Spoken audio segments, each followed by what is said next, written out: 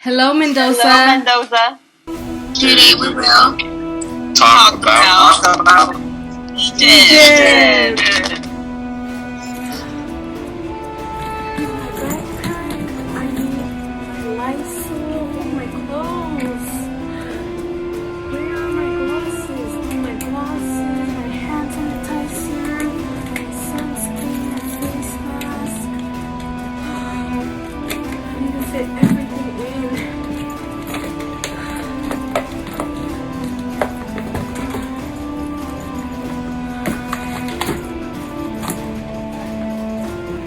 Okay guys, so now that I'm ready and I am all packed up and ready to go, I'm going to be giving you a tour around Egypt. I hope you follow me on this adventure to learn about Egypt. Hi guys, so I'm going to be talking to you guys about transportation first. Keep in mind that there's a lot of methods of transportation, so I'm going to be putting some pictures throughout the video so you guys can get examples right here to my left so you guys can get a better idea of what they look like. First off, I'm going to be talking to you guys about the first method of transportation, and it's the metro system. The metro system is basically the same thing as your trolley. It has 92 stops and it has 3 lines. So 3 lines connecting to different places of the city with 92 stops. And of course, they also use cars, except that a car needs a license. So you need a driver license to use a car, and the other methods of transportation, they're public, so you don't need a license. Another method of transportation they use is a boat. So the boats were mainly used before for war, but now they're also used for fishing and transportation along the river. Also along the river, the form of transportation they use is a river bus. It's the same thing as the bus, except this one can go on the river as well. So the wheels would go in and it would become like a little boat. And they also use a microbus and a bus. This is said to be the most popular form of transportation in Egypt because it's also the cheapest. So a microbus and a bus are basically the same thing, except a microbus is a little smaller and it also goes a little faster because it does less stops as the bus. Another form of transportation is a taxi, and this one is said to be the most comfortable one just because you are traveling alone. So you don't travel with other people like in a bus. You are alone and it takes you from one destination to the other. Another form of transportation is an airplane. This one's a little different, of course, but Egypt does have its own airlines, and it's called Egypt Air, and it has 75 destinations along the Middle East, Europe, Asia, and Africa. Egypt's population is actually 102.26 million people, so the United States has a population of 328 million people. But another fun fact, the United States is 10 times as bigger as Egypt. Hi guys, so I had to put my hat like this because it was falling off. So I'm just going to do the tour with my hat on like that. So now I'm going to talk about the form of currency in Egypt. So the currency in Egypt is called the Egyptian pound. So 1 Egyptian pound equals 63 cents of a dollar. So let's say you want to convert 100 Egyptian pounds, that would be $6.60 something cents. So now we're going to talk about the president of Egypt. His name is Abdel Fattah el-Sisi. I'm going to be writing the name right here just so you guys can see how to pronounce it. And he's been the president of Egypt since June 8th of 2014, and he's actually the 6th president of Egypt. So that is it for today's video, guys. I don't have more information, but there is going to be more information coming up, so stay tuned for the next videos. Thank you. Bye.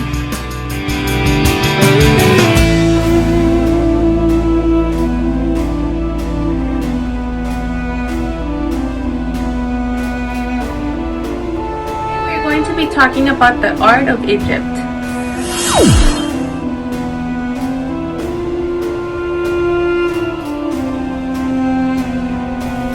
Some interesting facts about Egypt art is that the only colors they used to use for their painting was blue, black, red, green, and gold. How was Egypt art made? Do you know? Just in case you didn't know, artwork was created by the ancient Egyptians that had to do with their religion. When did the Egyptian art start? Well, the art started between the 31st century and the 1st century. Oh, and a fun fact, Egyptians used moldy bread to help with infections. Many of the paintings of Egypt survived for so many thousands of years because of the extremely dry climate area. Small carved models were sometimes included inside tombs. This included slave animals, boats, and even buildings that the person may need in their afterlife. Bye, stay safe, and I hope I see you soon. Hi guys, today we will be talking about Egypt, specifically their culture and tradition when it comes to dancing and music. A lot of people think that it's not that important, but in reality for them it was. Because when they danced, it was a way of them to communicate to their gods. They also danced because for them, life was essential. For example, they danced because they had life. Then another way why they danced and the music, like with the instrument, it was because of human condition. That meant, for example, if their brother was being born, their sister, a new family member was being born, that's why they danced. A happy birthday too. Those are just some examples of what they danced. And right now I'm going to show you some examples of how they danced, so you guys can follow step by step if you want. Well, here goes guys, let's go.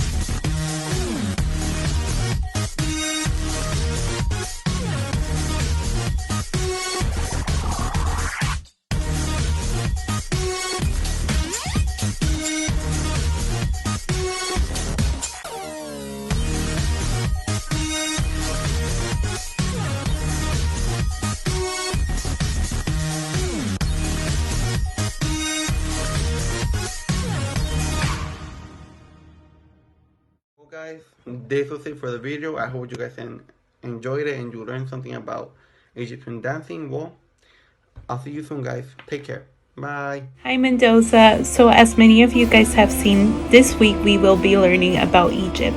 However, I will be focusing on teaching you guys how to say certain phrases and how to count from 1 to 10. So first of all, what language do they speak in Egypt? Well, the language they speak is called Standard Modern Arabic. But Egyptian Arabic is the most widely spoken. So with that being said, let's get started to some phrases. The first phrase I want to teach you guys is how to say hello. So the way you say hello in Egyptian Arabic is Shalom Walaikum. Shalom Walaikum. Okay, so let's move on to the second phrase. I'm gonna teach you how to say how are you in Egyptian Arabic. However, keep in mind that when you're speaking to a boy and when you're speaking to a girl, it's gonna have a different pronunciation. So for a boy, the way you say how are you is say yuck. Say yuck. Notice that the yuck is underlined because when we move on to the girl, it's sort of the same word. However, the last 3 letters are different. So when you're speaking to a girl, when you want to ask her how she is doing, you say essay eek. Essay eek. So now I'm going to teach you how to say good morning. And the way you say good morning is Shava el Hir. Shava el Hir.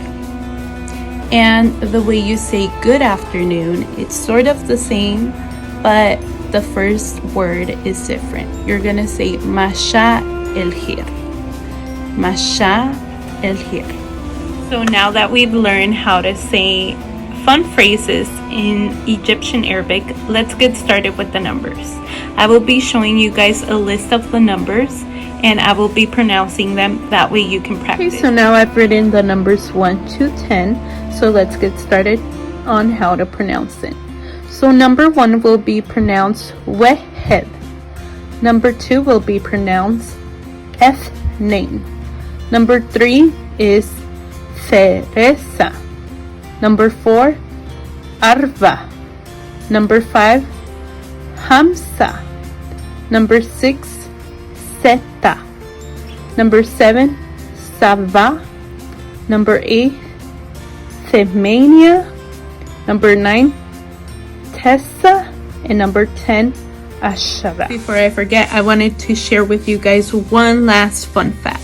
So did you guys know that the reason why Egyptians wore eyeliner in their eyes was not only because they thought it had healing powers, but it was also because it would protect their eyes from the sun. I hope you like this little section of the video, so let's go on to the next video.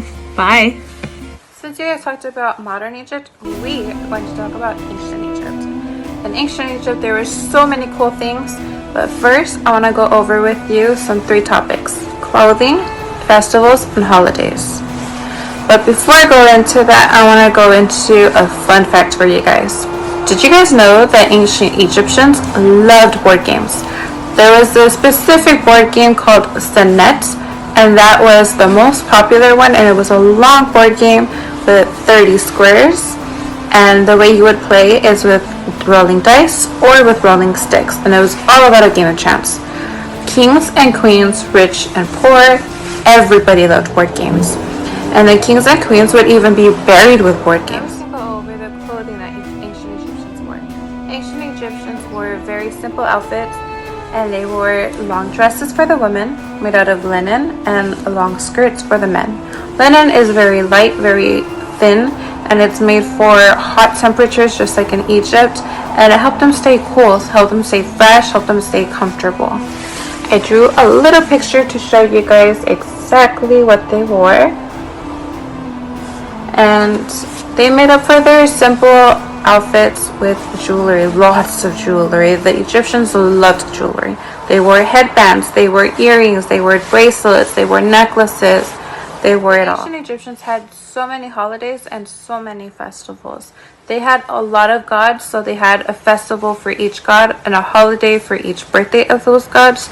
And one of the festivals, called Wepet Rinpet, was celebrated on the Nile River, which is pretty cool. They were eating in their boats a huge feast on the Nile River, and it was kind of like a New Year's celebration. It was a New Year's Day celebration. It was celebrated for the New Year to celebrate the flooding of the Nile River, and they would celebrate on July 1st. So instead of January 1st, the way we celebrate New Year's, they would celebrate on July 1st because of the flooding of the Nile. And they would predict the flooding of the Nile by looking at the stars. Another festival or holiday was called Sed, and this was to celebrate the king's reign. And they would make the king run around the whole temple to prove how strong he was. And they would also make the king shoot arrows in all 4 directions, so north, west, east, and south. And that was to show the gods that he was worthy of being a king. And it was to show the people that the gods had favor on the king. I enjoy learning all about the Egyptians as much as I am, and I hope to see you guys soon, and we can go over our favorite fun facts about the Egyptians. Hi, I want to talk to you guys a few things about Egyptian culture, more specifically the most popular things. But first I want to start off with a fun fact. So Egyptians kept many animals as pets. They were actually the first civilizations to keep household pets, and this included dogs, hogs, cats, baboons, lions, so that's pretty cool. And I'm going to talk about the most popular sport, which is the national sports team. They're called the Pharaohs. This is actually, it's soccer, but they refer to it as football. They actually have taken home the African Cup of Nations 7 times already, so they're really, really good. Up next is the most popular animal, which is the national bird, which is the steep eagle. This actually appears in the Egyptian flag, the little symbol in the middle. And these tend to live in really dry places such as deserts, semi-deserts, steep savannas. And sadly, they are actually in danger. They're on the endangered list, so we have to really watch out for that. Up next also is the popular plant or the national flower, which is the Egyptian lotus, also known as the water lily. The most common color would be white. There are other colors, but white is the most common one, or the original one. They tend to be found in parts of East Africa or as well as Southeast Asia, and they are actually used in cuisine, so a lot of people actually eat this flower for beneficial purposes. And also they actually symbolize strength and power, so that's really good too. And lastly, a few famous people. We have 3 here. There's a bunch, but I chose these 3. So we have Cleopatra. She was an Egyptian queen, and she dedicated most of her life doing administration for the Egyptian states. She spoke multiple languages, which is really good, especially if you're gonna be talking to or taking care of things in other states. She also helped create many policies and kept the Egyptian economy thriving. Then we have him. He is the first Egyptian chemist to win the Nobel Prize in 1999 for femtochemistry. Femtochemistry. He is actually the father of femtochemistry. That's why he won the award. And femtochemistry, if I remember correctly, is the chemical reactions on short time scales. So basically, with this, you're able to study the atoms within molecules and actually see the rearranging. They rearrange inside to form new molecules. Very technical, but that's what he won it for. And the last one here, we have this actor. You might have seen in movies such as Night at the Museum, all three movies, as well as Doolittle. I think the movie Doolittle, I think that one came out this year or last year, I'm not sure, but yeah. So these are famous people here. There's more, obviously. But this has been me teaching you guys a few famous things, famous sports, animals, and such. And up next, you guys will see more about Egyptian culture, so stay tuned. Bye. Today I'm going to be showing you some famous landmarks and how the weather is in Egypt. Hope you enjoy. Which is located at the top of the flag, represents the time prior to the Egyptian revolution. The white band represents the bloodlessness of the war. The black band at the bottom symbolizes the end of oppression of the Egyptian people from the monarchy. The flag also features the gold national emblem in the middle. As you can see here, there are three different pyramids. The first one is the smallest one, the pyramid of Menkaure, built of limestone. The second pyramid you see here is the pyramid of Khafra. It was also built of limestone. The final pyramid you see here is the Great Pyramid of Khufu, and it is one of the biggest ones in the world, and it was built of limestone. A fun fact is that all three of these pyramids were all broken into and all their treasure were stolen. This landmark was buried right up to his neck, and this was the first time we could see it in 2,000 years. This is a map of Egypt and the city of Giza, where you can find all these pyramids. Egypt is also connected to Jordan, Israel, and Saudi Arabia. Egypt is in the western desert, also next to the Red Sea. The weather in Egypt depends on where you're at. It can be either raining, very hot, or very cold. The average weather in the Egyptian capital is around 85 to 95 degrees. Thank you guys for watching. I hope you learned something new about Egypt. Hello, Mendoza. Hello. Please come and join me in this adventure where we go off to Egypt. So today I'm going to be showing you favorite places, favorite foods, and everything you want to know about Egypt. So come with me, come with me. So for today, I'm going to invite you to Alexandria Port, located on the west verge of the Nile Delta between the Mediterranean Sea and the Maria Lake in Alexandria, Egypt. It is considered the second most important city and the main port in Egypt. Alexandria Port consists of two harbors separated by a T-shaped peninsula. The east-shaped harbor is a shallow and is not navigable for large vessels. The west harbor is used for commercial shippings. Now I'm going to go ahead and take you to the second most famous place in Egypt, which would be Giza Necropolis, one of the 7 wonders of the world. The Great Pyramids of Giza, marvelous features of architecture, consist of 3 large pyramids built for the pharaohs, Khufu, Khafre, and Menkaure. The grand structures were built between 2589 BC and 2504 BC. Historians agree that there was an immense amount of labor involved. Okay, Mendoza, now we're going to jump into my favorite part, which is the food. Egyptian cuisine makes heavily use of legume, vegetables, and fruit from Egypt, Nile Valley, and Delta. It shares similarities with the food of the Eastern Mediterranean region, such as rice, stuffed vegetables, grape leaves, shawarma, kebab, and kofta. Examples of dishes include the fil madams, mashed faba beans, kushan lentils, and pasta. And fun fact, the pyramids you see behind me were not built by slaves. They were built by paid laborers who honored the buildings of these pyramids. Thank you. Hello, Mendoza. I'm back, and I just want to say that I hope you enjoy this video the Mendoza team has created for all of you. I hope you enjoyed Egypt, and we really miss you guys all very much. Remember to stay safe and wash your hands. Bye. Thank you.